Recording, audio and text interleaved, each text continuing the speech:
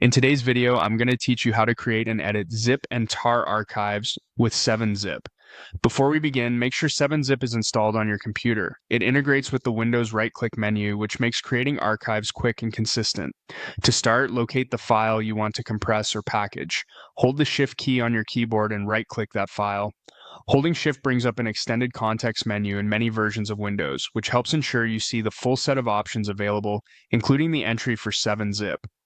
From the menu that appears, hover over or click on 7-zip, then choose Add to Archive. This opens the main 7-zip configuration window where you set how your archive will be created. Think of this window as your control panel for packaging files. It doesn't immediately make changes. It simply lets you define what kind of archive you want so you can keep everything organized and compatible with your needs. Inside this window, look for the Archive Format dropdown.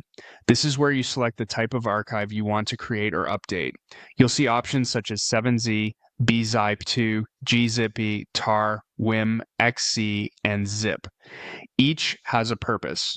Zip is the most universally compatible format and is ideal when you're sharing files with people who might not have specialized tools. Tar is commonly used on Linux and Mac OS. It's a container that keeps file structure intact.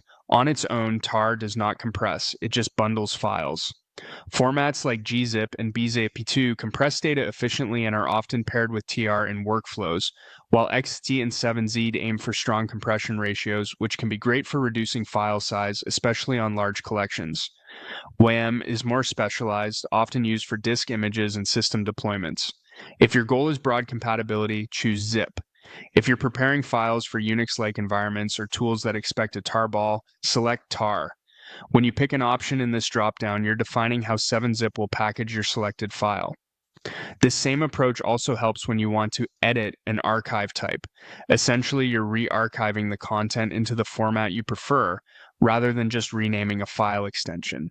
Always use Add to Archive for conversions. Renaming alone won't actually change the underlying structure. Once your format is chosen, you're set to proceed with the dialog's options as needed. That's the core process. Shift right-click the file, choose 7-zip, select Add to Archive, and pick your desired archive format. With these steps, you can reliably create and adjust zip and tar archives using 7-zip.